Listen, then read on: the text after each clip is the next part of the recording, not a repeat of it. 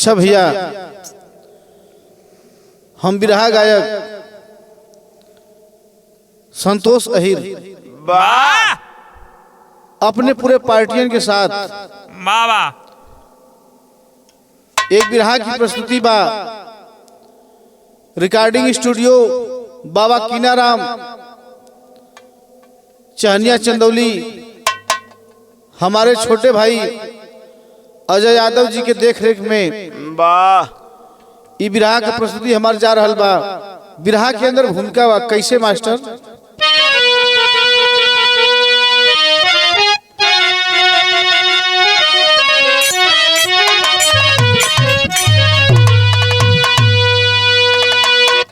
प्यार पतझड़ भी है, प्यार खंजर भी है,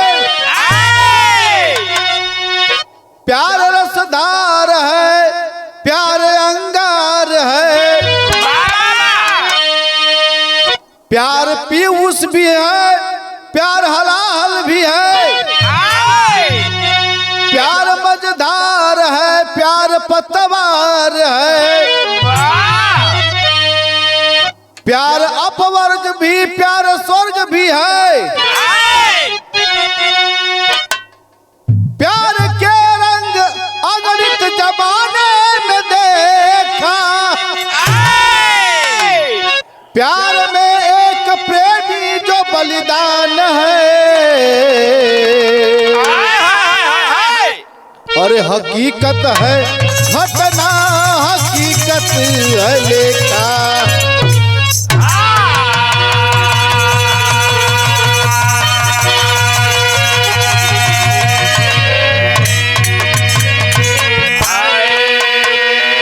हमरे बिरहा का शुरुआत हो गई। वाह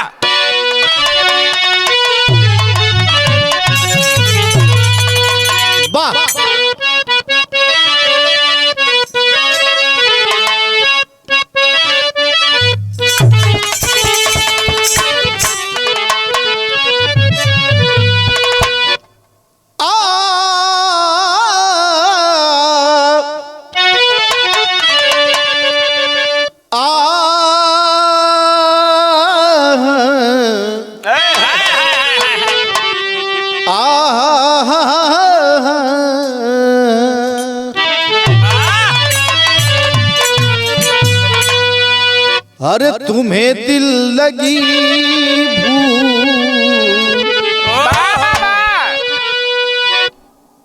कहना है क्या?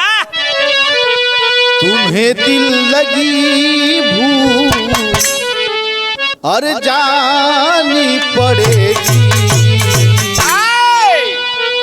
आज तुम्हें दिल लगी भूल, अरे जानी पड़ेगी,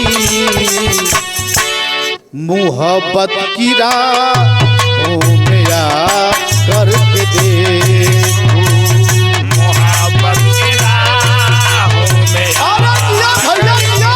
देखो, मोहब्बत की राहों में करके देखो, अरे तुम्हें दिल लगे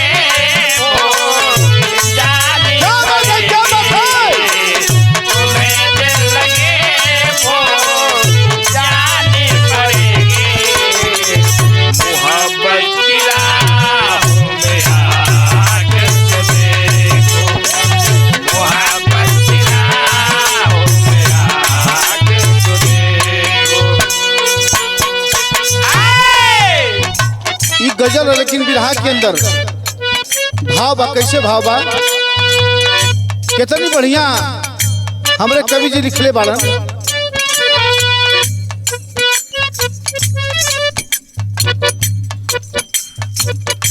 बड़ी बेमुरौवत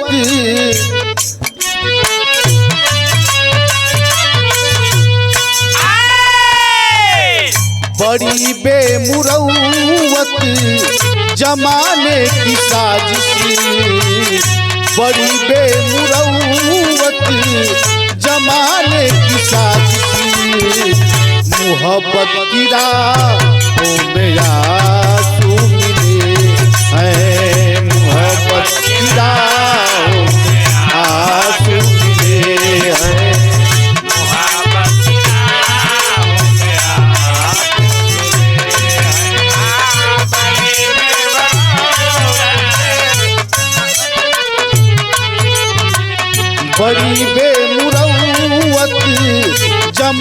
की साजिश बड़ी बेमरौवत जमाने की साजिश मोहब्बत की राहों में आंसू मिले हैं। अरे मोहब्बत के राहों में आंसू मिले हो, मोहब्बत की राहों में आंसू मिले हो। बड़ी बेमुरौवत जमाने की साजिश मोहब्बत की राहों में आंसू मिले हैं। जहर जिंदगी बन गई प्यार करके, जहर जिंदगी बन गई प्यार करके जमाने की ठोकर से सीखे वे गिले हैं। जमाने की ठोकर से सीखे वे गिले हैं। प्यार बन गए सगे प्यार करके, प्यार बन गए सगे प्यार करके जमाने के ठोकर से सिखावे मिले हैं। अरे जमाने के ठोकर से सिखावे मिले हैं। एजर से बिरहा में नजम के भाव बा वाह कैसे?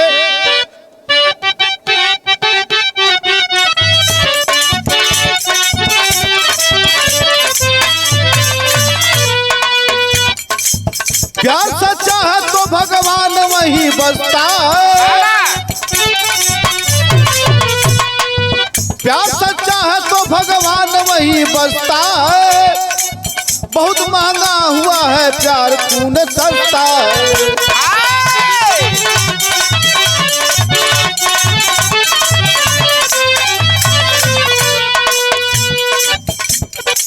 मिलन दो दिल से हुआ, मिलन दो दिल से हुआ मगर मांग सुनी है। बहन के प्यार का कातिल भाई ही खूनी है।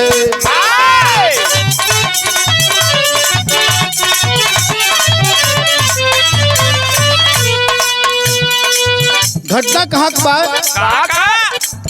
जिला अररिया प्रांत बिहार की कहानी है। जिला अररिया बिहार प्रांत की कहानी है। धीरेन्द्र यादव पुत्र आरती सयानी है।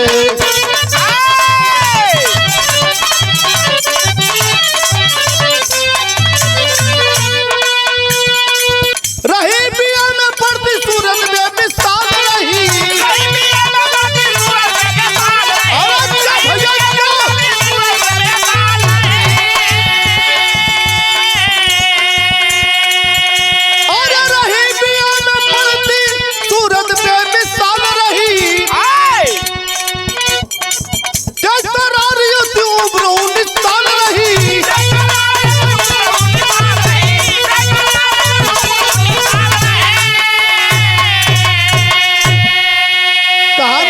पूरा समझ ला लोगन भैया।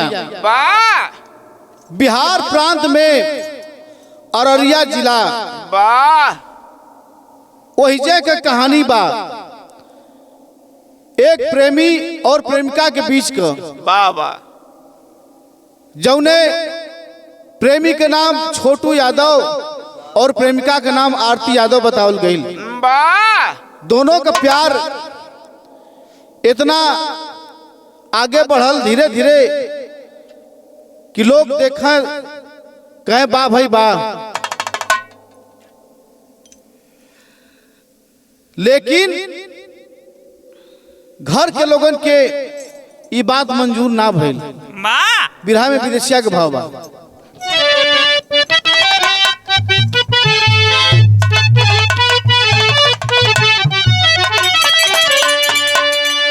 अरे आरती के गौवा अरे बड़ा था नारायणी गंजा। अरे छोटू कुमार का रहल नानी हलावा जवन भर गावा थाना और गौआ रहरिया का यादव में सका रहल ललावा भाई रविकांत का छोटी बहन आरती हो और मधुर स्वभाव उर में बस नाना कलावा।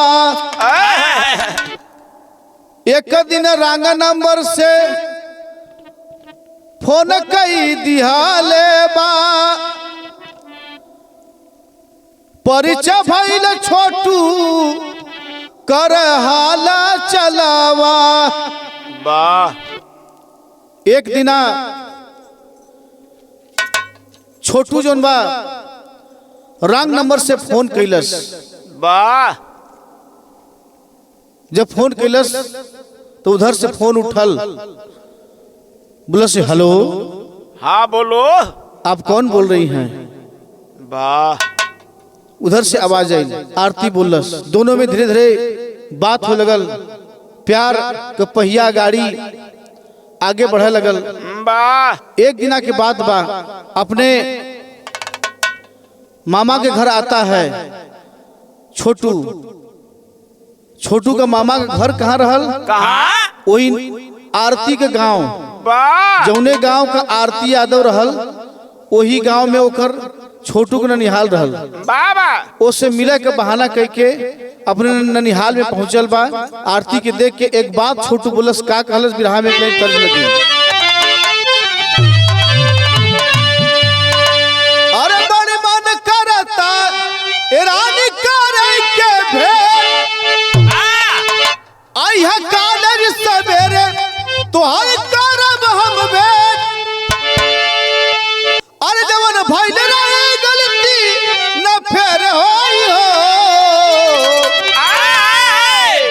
कि जवन भइल रहे गलती न फेर होई हो कि मुहवा ओढ़नी से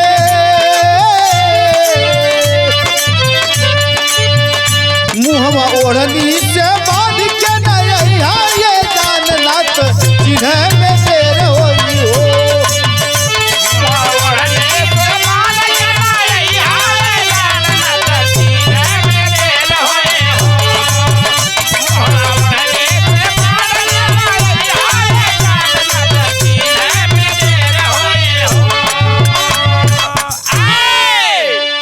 तो बिरहा के अंदर तज रहा, लेकिन बिरहा के अंदर भाव कैसे बा? छोटू कौने भाव में कहलस लड़किया से?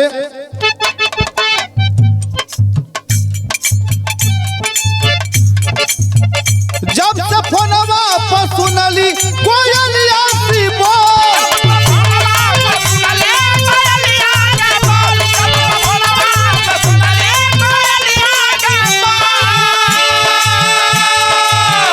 आज अखिया से देखली तो भइल सही मोर।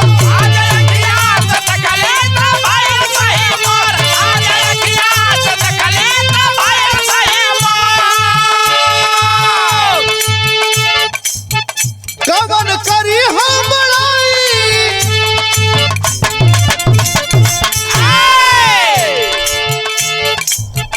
करी कवन हम न झूठ होई जनवा देखी ला जाई तुरतिया जान प्यार हियरा अबूझ होई हो।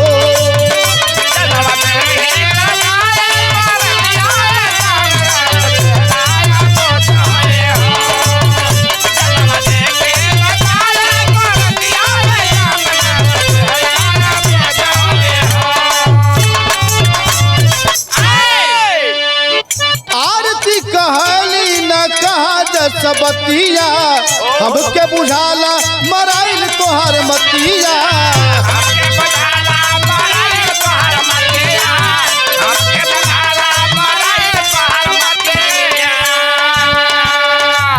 अरे लक्ष्य ऊंचा हमार सही सुझायो, लक्ष्य ऊंचा हमार सही सुझायो। बात कही के ना हम क्या तू करा बदनाम में प्यार दियरा अब बुझवई हो। बात हमसे ना करके तो करा बदनाम ना दियरा तो जहोए हो। बात हमसे ना करके तो करा बदनाम ना दियरा तो जहोए हो। आखिरकार भैया दोनों के प्यार जब इतना बात आरती सुनलस तो कहलस देखा इस सब के चक्कर मत पड़ा, ऐसा वैसा लड़की ना है।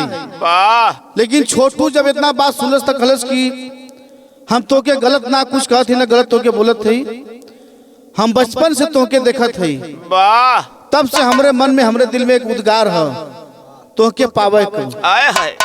अलग अलग हो गए चल गए अपने अपने घरे के लिए, लेकिन होनी को तो कुछ और ही मंजूर था। एक लाइन बिरहा में तर्ज लग गई।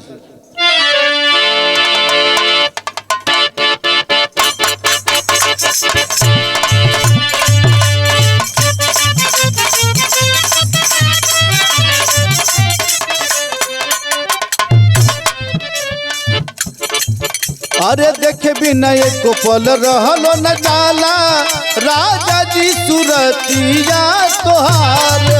अरे देखे बिना एको पल रहलो न जाला, राजा जी सुरतिया तोहार। अरे क्या भैया क्यों एको पल रहलो न जाला, राजा जी सुरतिया तोहार हो। भीतरे भीतर गद गद रही सुन के, अरे भीतरे भीतर गद गद रही सुन के, मीठी मीठी बोलिया तोहार हो। भीतर भीतर गद गद रही सुन के, मीठे मीठे बोलिया तोहार। अरे भीतर भीतर गद गद रही सुन के, मीठे मीठे बोलिया तोहार हो। देखे बिना एको पल रहलो न जाला, राजा जी सुरतिया तोहार हो। भीतर भीतर गद गद रही सुन के, मीठी मीठी बोलिया तोहार हो। सुनी के आवाज हम तो झाके लजीला जाके बोलिया में कवनो ता विटामिन बाटे, कवनो ता विटामिन बाटे, राजा तोहरा बोलिया में है कवनो ता विटामिन बाटे। राजा रे बोलिया में कवनो ता विटामिन बाटे, राजा रे बोलिया में। आरती कहलस फोन कैले बाद छोटू के, देखा अपने मन के बात अपने दिल के बात बतावत बा। का कहले बा, मन करे संगे संगे रात दिन रहती, बन के दुल्हनिया तोहार हो। अरे मन करे रंग संग रंग दिल रहते, बन के दुल्हनिया तोहार। अरे मन करे रंग संग रंग दिल रहते, बन के दुल्हनिया तोहार हो। तोहरे ही न बाबा के मंगिया सजावती, कोई लेती तोरा हो सिंगार अरे हो। तोहरे बाबा के मंगिया सजावते, काहेले दे तोरा हो सिंगार हो। अरे तोहरे बाबा के मंगिया सजावते, काहेले दे तोरा हो सिंगार हो।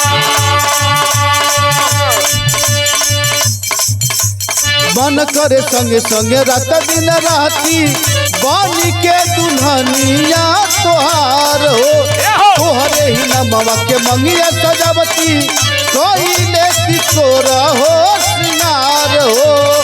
मेहंदी रचा के कहिया ले जइबा ए राजा, डोलिया में है बतिया जहर जस लागे,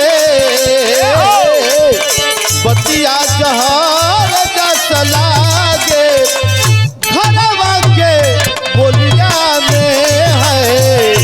बतिया जहर जस लागे घरवा के बोलिया में बतिया जहार जस लागे घरवा के बोलिया में। जौने समय फोन करके कहलस के सैया ए राजा जी अब हमारे यहाँ रहे के मन ना करत ह। घर के लोगन के बोली ताना सुन के दिल इतना दुखी हो चुकल है कि बस यह होत है कि कहिया से हमरे हाथ में मेहंदी रचेबा डोली लेके आईबा हम क्या अपन दुल्हन बना के यहाँ से ले जीबा। जब इतनी बात सुनलस छोटू कलश अरे रानी घबरा मत बहुत जल्दी आई बिरहा में टेरी लगी। अरे समा पे जा परवाना बुझ गया अरे समा पे जा परवाना बुझ गया प्यार परवान चढ़ा तो बैरी हुआ जमाना अरे जमाना अरे जमाना समा पे जा परवाना बुझ गया प्यार परवान चढ़ा तो बैरी हुआ जमाना समा पे जा परवाना बुझ गया। भैया हो जौने समय छोटू और आरती के प्यार के बारे में घर के लोग जानल हुआ हितनाथ रिश्तेदार से भी जनौल बहुत लोग समझावे मने करे लेकिन आरती कहलस कि ना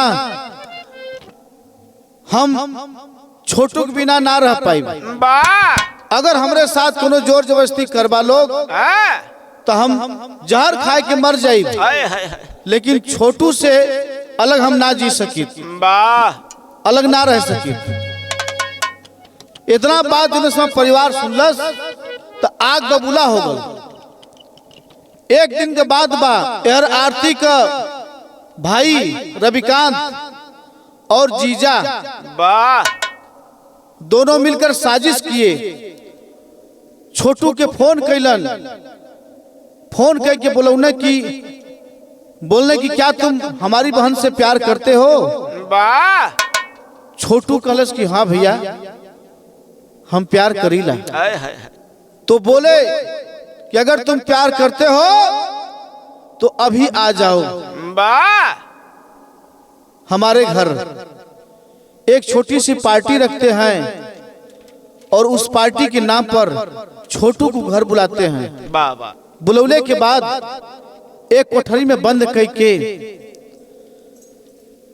और आरती के अलग बंद कैले हुआ ओके कुछ पता ना कि नहीं छोटू घरे आयल हुआ कि ना आयल हुआ घर में का साजिश चलत है वो ये सब चीज से परे है बहुत दूर है ओके कुछ पता नहीं।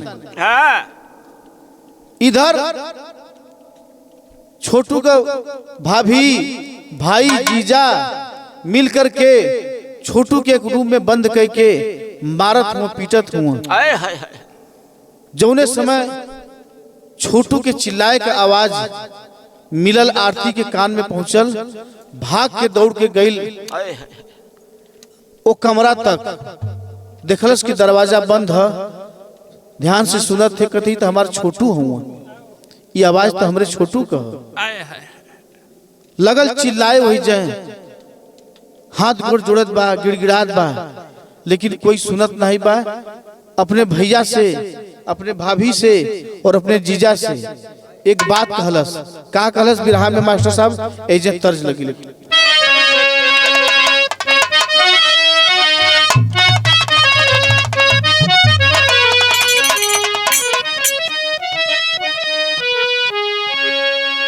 कि होठवा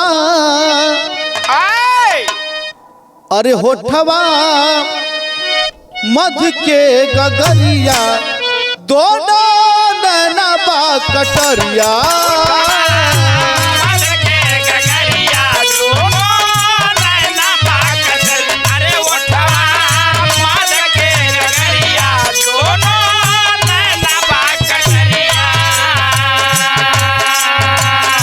कि होठवा मध के गगरिया दोनों नैना बा कटरिया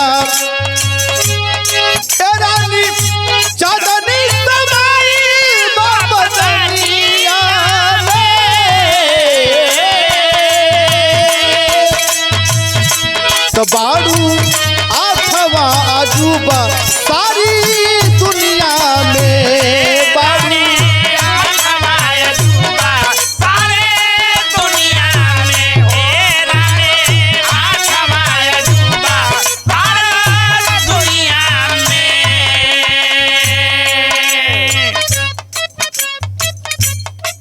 लेकिन बिरहा के अंदर कवि जी कितना दर्दनाक भाव लिखले बाड़न।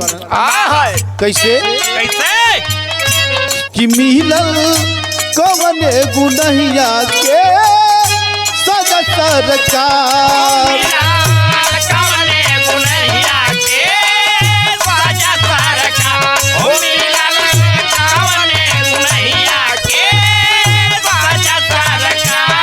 यही जमाना से कहले बा का कहले बा तो केहू हमके बता दे यही दुनिया में प्यार पाप होला का ए दुनिया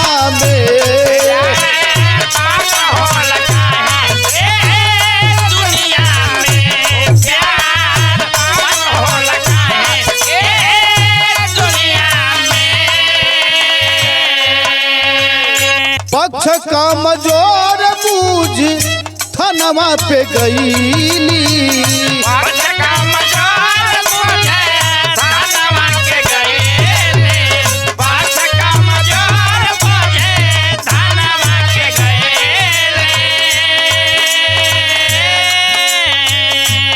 छोटू के घरवा खबरिया पठवली,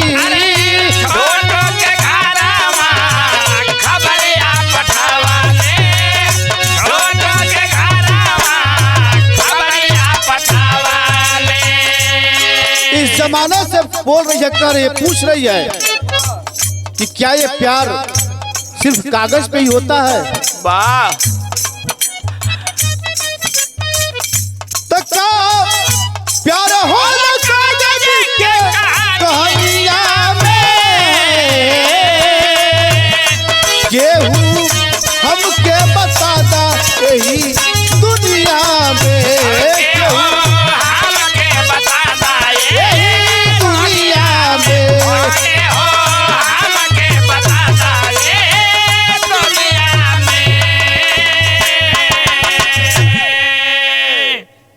रो रहल है, बिलख रहल है।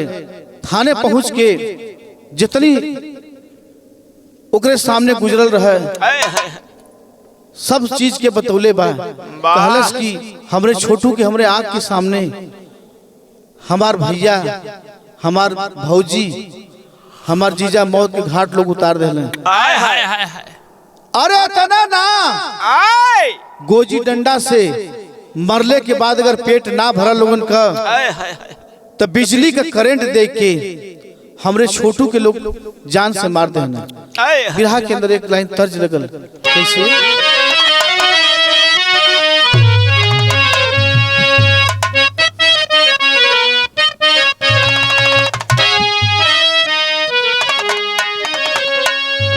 अरे जा जान खुश रहिया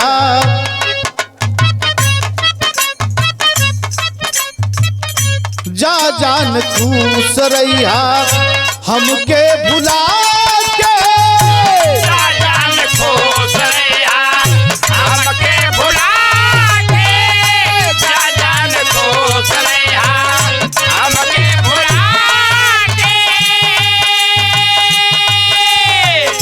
जा जान खुश रहिया हमके भुला के, सनदी के कोरवा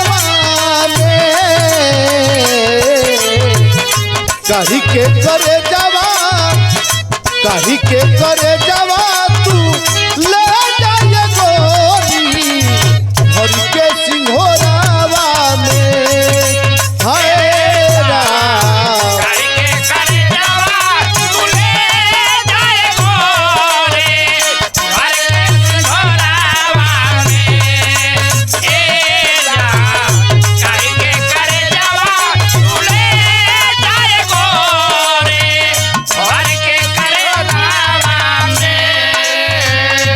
लेकिन भैया आरती झरझर झरझर आंख से आंख गिरत था और थानेदार साहब के सामने सारी बात रोई रोई के बोल रहल बा, कह रहल बा।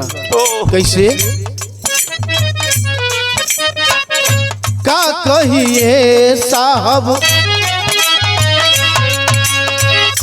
का कहिए साहब अपनी विपत्तिया, का कहिए साहब अपनी विपत्तिया, का कहिए साहब अपनी विपत्तिया,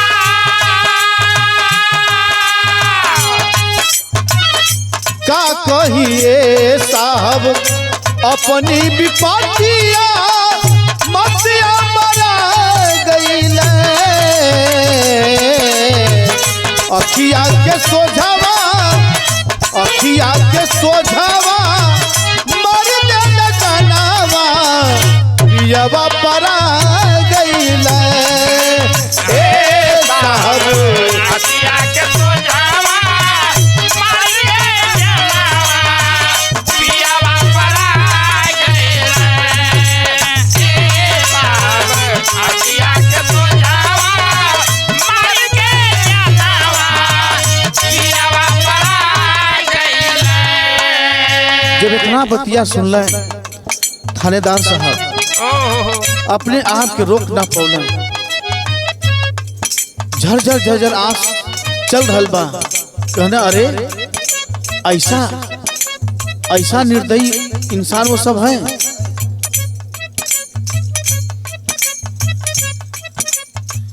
प्रियतम हमारे पवले असमा बहुतिया,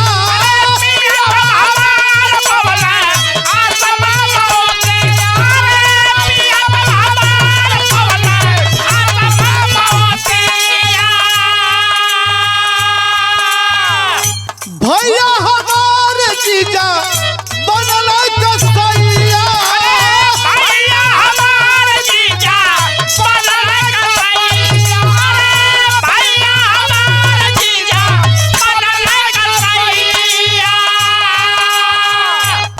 विनती करत रही डकर जा सकैया,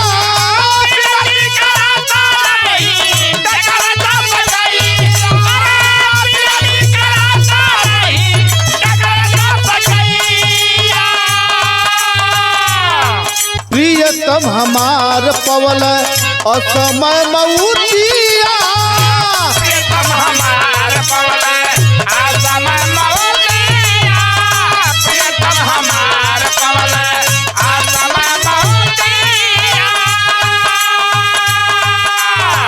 प्रियतम हमार पवल असमय मऊतिया, बतिया भुला गईले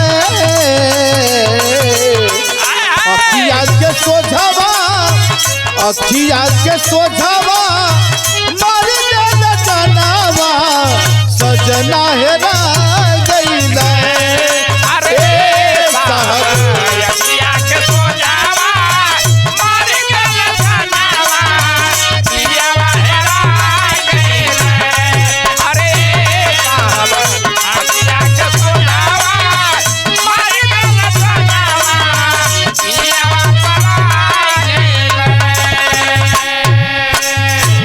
जौने समय इतना बात सुनले थानेदार साहब गुस्सा में आग बबूला हो गए और चल दिए वहां से। मैं फोर्स लेकर निकल पड़ते हैं घटना स्थल की ओर। बिरहा के अंदर पहपट लग गई।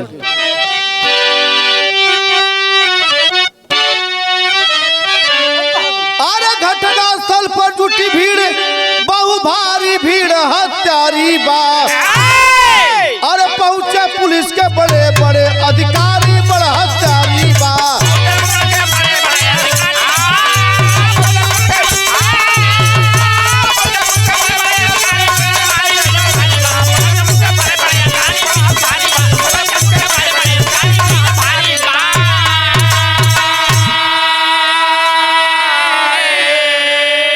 कब के में कर लाश पुलिस पोस्टमार्टम हित में लाई हो। आरती साथ में पुलिस संग पोस्टमार्टम हाउस आई हो। अरे इधर छोड़कर भागा अन्यायी बड़ा हत्यारी बा पहुंचे पुलिस के बड़े बड़े अधिकारी बड़ा हत्यारी बा। बिरहा के अंदर आला लगल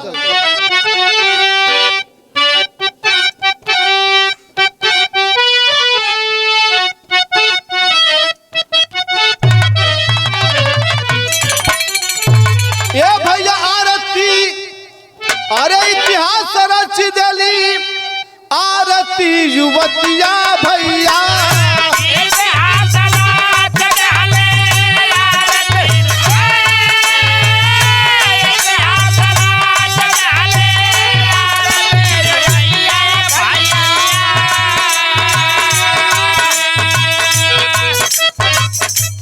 इश्क के दुनिया में बढ़ल भारी ना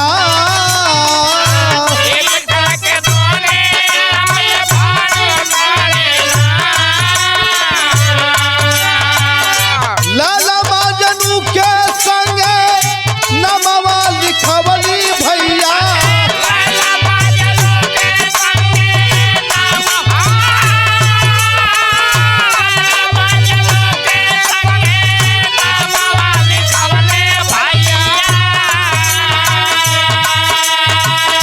रूढ़िवादी लोग भले कर बदना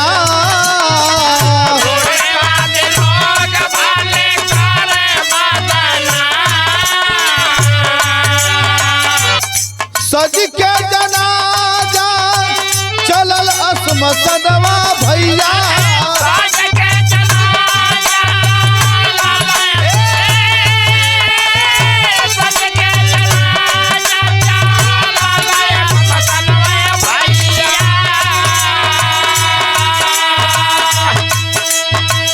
साथ साथ आरती भी कैली अंत मुका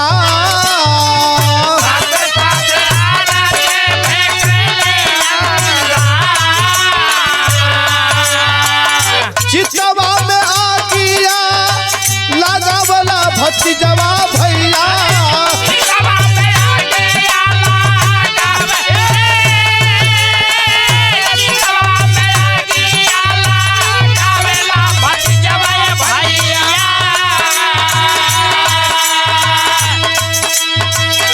दिहल लगाई हृदय दुखावा के मां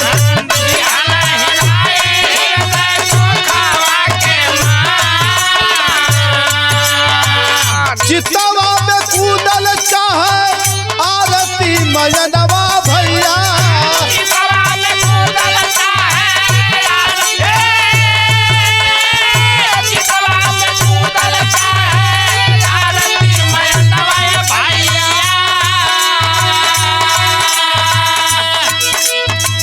लोग समझावे तब बात गईली मां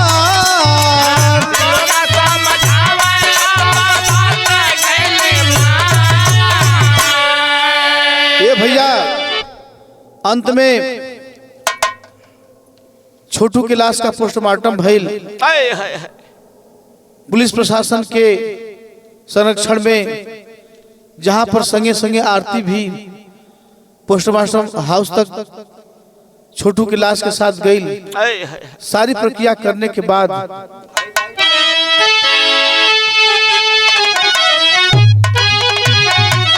अरे स्वर्ग में तो से ए भैया स्वर्ग में तो से अरे मिलनवा होई तभी धना लिखले होई हमसे जौने दिन मिलनवा होई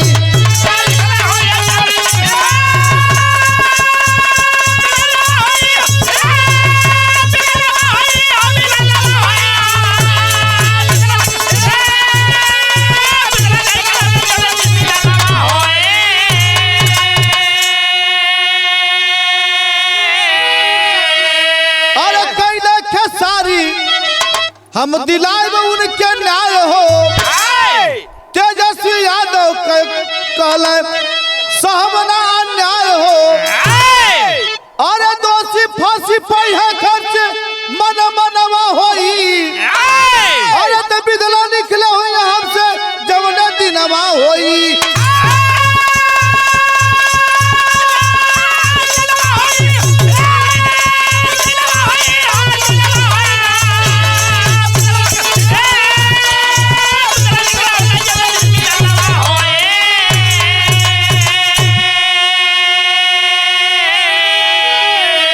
गुरु बिहारी गुरु गणेश गुरु रामलाल मोर बाका हो स्वर्ग चंद्रिका कवि कहा बचन कवि जो पता का हो अरे समा पे जा परवाना बुझ गया संतोष भगवान